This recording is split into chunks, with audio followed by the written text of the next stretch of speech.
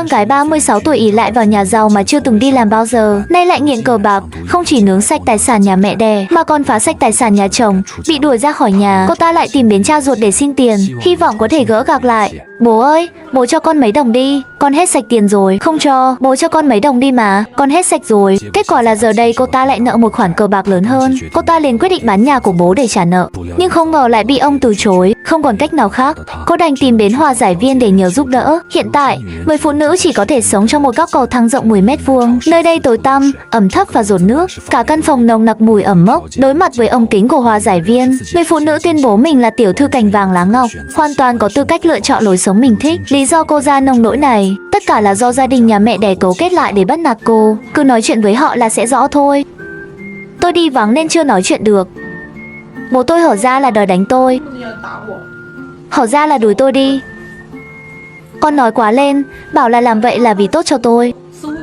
Người phụ nữ nói, cả nhà mẹ đẻ chỉ có mẹ là đối xử tốt với cô. Mẹ cô mới mất được 3 năm, cô đã phải dọn đến sống ở nơi này. Cần biết rằng, nhà cô đã được giải tỏa đền bù từ rất lâu rồi. Bây giờ bố cô có một căn nhà tái định cư 7 tầng. Chỉ cần bố bán nhà đi là có thể giúp cô thoát khỏi cảnh khốn cùng ngay lập tức. Nhưng mỗi lần cô đề cập đến ý định này, lại luôn bị bố và em trai bắt nạt. Sau đó, họ chưa bao giờ coi cô là người nhà. Để tôi nói cho mà biết, thực ra lúc mẹ tôi còn sống, mẹ tôi vẫn luôn giúp đỡ tôi. Khi mẹ tôi qua đời, chuyện nhân tình thế thái, chỉ có mình tôi hiểu. Ý là, chị vẫn còn bố mà, còn có cả em trai nữa. Có chứ, nhưng tình thân thì không tồn tại.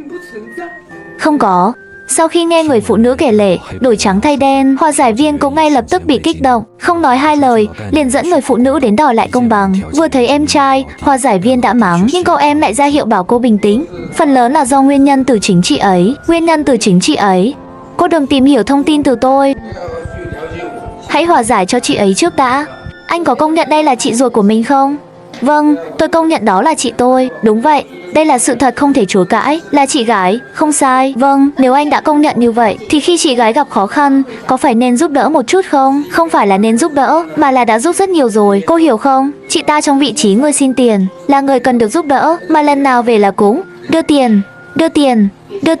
Mỗi lần chị ấy về nhà đều là hỏi xin tiền mọi người. Đều là hỏi xin tiền sao? Ngoài xin tiền ra thì vẫn là xin tiền. Sau đó, cậu em trai cho biết chị gái anh ra nông nỗi này hoàn toàn là kết quả do chị ta tự chuốc lấy. Người phụ nữ này không chỉ hàm ăn biếng làm, mà tính cách cũng cực kỳ tồi tệ. Quan trọng hơn là cô ta máu mê cờ bạc. Những người đến đòi nợ trước đây suýt chút nữa đã chiếm mất nhà của họ. Họ chưa bao giờ ngăn cản chị gái về nhà. Chỉ là người phụ nữ này không đơn thuần là về nhà, mà là cô ta muốn bán cái nhà này đi. Nếu chị ấy đề nghị về ở, anh không đồng ý sao? Đồng ý chứ? Anh đồng ý à? Chị ấy chỉ cần nói một tiếng là được, luôn chào đón chị ấy về. Anh chắc chứ? Đồng ý mà.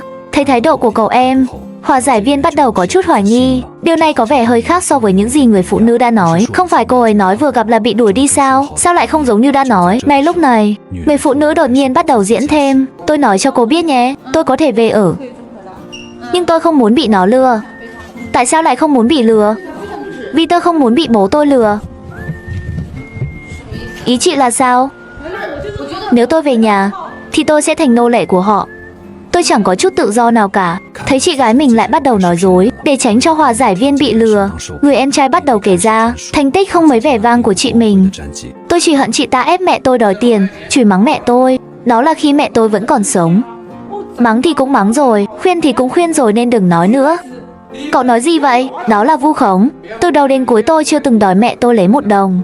Cô đừng nói với tôi rằng cô đi tìm nhân chứng của tôi. Cô cứ hỏi xem tôi có từng giúp chị ta không, có từng đưa tiền cho chị ta không. Dù chị ta không thừa nhận cũng chẳng sao. Chị ta không coi cái nhà này là nhà, coi đây như kẻ thù. Mỗi lần về là làm ầm ĩ đòi sống đòi chết, dọa nhảy lầu, đòi đốt nhà. Lúc nào cũng nghĩ cả nhà này mắc nợ chị ta. Mỗi tháng còn đưa cho chị ta 2.000 tệ, thậm chí hơn 2.000. Nhà anh mỗi tháng vẫn đưa chị ta 2.000 tệ tiền sinh hoạt, đến Tết còn đưa thêm 3.000 tệ. Tính trung bình một năm hơn 20.000 tệ. Từ khi mẹ tôi mất đến giờ, tổng cộng đã đưa bao nhiêu tiền? Tôi cũng không nhớ nổi. Kể từ khi mẹ qua đời, mỗi tháng anh đều cho chị gái 2.000 tệ tiền sinh hoạt. Nếu chị gái chịu tìm một công việc nào đó, thì thu nhập ở địa phương chắc chắn không hề thấp, càng không thể nào phải sống trong góc cầu thang. Thế nhưng chị gái của anh lại chọn đi đánh bạc. Chồng cũ của cô đã bị cô phá sạch gia sản, buộc phải ly hôn với cô. Gia sản lớn đến mấy cũng không chịu nổi cách cô tiêu pha hoang phí như vậy. Ngay lúc cậu em đang kể lại thành tích của chị gái thì người cha trở về, người phụ nữ lại tiếp tục diễn. Ba cho con 6.000 hay 5.000 vậy? Ba nói một câu đi. Ba cho con 6.000 hay 5.000? Ba giữ lại 3 tháng tiền sinh hoạt của con. Nói là con đã lấy 6.000 của ba để trả nợ. Không có mà, không có đâu. Con có lấy tiền của ba không? Ba lấy mất 3 tháng tiền của con. Giờ con chỉ còn hơn 20 đồng. Đến cơm con cũng không có mà ăn. Mà ba mẹ cũng không quan tâm con nữa. Thôi đừng nói, đừng làm bộ mặt đó nữa. Đây là chuyện của mấy tháng trước. Người phụ nữ dẫn chủ nợ đến tìm bố để đòi tiền. Người em trai thương chị đã thay cô trả một phần. Còn người cha thì cho rằng phải cho cô một bài học, nên đã trừ đi 3 tháng tiền tiêu vặt của cô. Chính điều này đã khiến người phụ nữ cảm thấy vô cùng ấm ức. Chỉ là bây giờ cô đã 36 tuổi. Mỗi lần về nhà đều khóc lóc yếu xin tiền. Tại sao cô không thể tự tìm một công việc? Lẽ nào trong lòng cô thực sự không cảm thấy xấu hổ sao? Người em cho rằng chị gái ra nông nỗi này hoàn toàn là do bị mẹ nuông chiều quá mức. Cách làm này của chị gái khi mẹ còn sống là trăm lần như một, đều có hiệu quả. Cũng chính lúc này, người phụ nữ đề nghị chia gia tài, cứ theo như lời mẹ cô nói lúc còn sống. Gia tài của bố, cô và em trai mỗi người một nửa. Nghe vậy, ông bố không còn bình tĩnh nổi. Ông ấy còn chưa chết mà. Nhận ra mình nói hớ, người phụ nữ liền chữa lại, rồi lại ép bố mình lập di chúc, yêu cầu sau khi ông qua đời phải để lại gia sản cho mình. Ông bố nói, chuyện đó đợi lúc ông sắp chết rồi hãy nói. Nghe vậy, người phụ nữ liền tức giận. Thấy vậy, hòa giải viên vội vàng kéo cô ra ngoài. Khi nói chuyện riêng với hòa giải viên, người em trai tiếp tục câu chuyện dang dở trước khi bố về. Theo mức sống của chúng tôi ở đây, tốt nhất là nên tự tìm một công việc, có đúng không? Trong nhà chẳng còn con nhỏ, ông bà gì cả. Sao không tự tìm việc mà làm tạm việc gì cũng được, kiếm chút thu nhập cho bản thân. Trước hết lo chuyện dưỡng lão của mình đi, hoàn toàn có thể làm được mà, đúng không? Nhưng chị ta không làm, mỗi ngày chỉ đánh bài, cá ngựa, ra ngoài yêu đương. Đầu óc thì suy nghĩ mấy thứ viển vông, rồi bị mấy gã trai đều lừa gạt tình cảm, lại còn bị lừa cả tiền nữa. Tiền của mình thì không dùng, chị ta cứ suốt ngày ở bên ngoài. Theo cách nói của người ở đây thì gọi là câu dẫn trai trẻ. Chuyện xấu trong nhà không nên để lộ ra ngoài, nhưng các người đến rồi thì cũng phải kể ra chuyện này để mọi người biết rõ. Chị ta gần như đã gọi điện mượn tiền hết lượt người thân, bạn bè quanh đây, nhưng ai chị ta có thể gọi được, đều gọi cả rồi. Đến mức người ta chỉ cần nhìn bóng lưng chị ta thôi cũng đã thấy sợ. Anh có biết đã vay bao nhiêu tiền không? Tôi không rõ, cũng không muốn tìm hiểu. Mẹ cũng từng hứa sẽ để lại căn nhà cho chị ấy, sắp tới sẽ bán nhà để trả nợ. Cô nói xem, tôi có nên đưa cho chị ấy không? Anh lo cô ấy bán nhà à? Không phải tôi lo, mà chuyện này xảy ra ngay lập tức. Chỉ cần đưa cho chị ấy giấy chứng nhận quyền sở hữu nhà chưa làm xong là chị ấy có thể bán ngay được. Nhận ra mình đã bị người phụ nữ lợi dụng, hòa giải viên lập tức đi tìm cô để đối chất. Tuy nhiên, cô ta vẫn còn cứng miệng. Ngay từ đầu tôi đã luôn tự lực cánh sinh. Nếu chị không cờ bạc, tôi cờ bạc hồi nào? Chị nói chị không có những món nợ đó. Tôi nói rất rõ ràng. Tại sao lại nói không rõ được chứ? Chị nghĩ rằng mình không có lỗi chút nào sao? Tôi nói cho chị biết, con người ai mà không mắc sai lầm, đúng không? Đúng. Nhưng cái giá cho sai lầm của chị quá lớn. Tôi nói cho chị biết, 2 năm nay chị không cờ bạc, chính chị cũng thừa nhận rồi. 2 năm nay chị không cờ bạc là vì không có tiền để cờ bạc, đúng không? Chính chị thừa nhận mà, không phải sao? Cái đó thì, có tiền tôi cũng không cờ bạc nữa. Tôi lật lại chuyện cũ của chị. Lý do lật lại chuyện cũ là để nói cho chị biết, nếu sau này chị không muốn quay lại cuộc sống hiện tại, quay lại những ngày tháng như thế này, những ngày tháng không dễ chịu này, thì chị nên đi tìm cho mình một cuộc sống bình thường.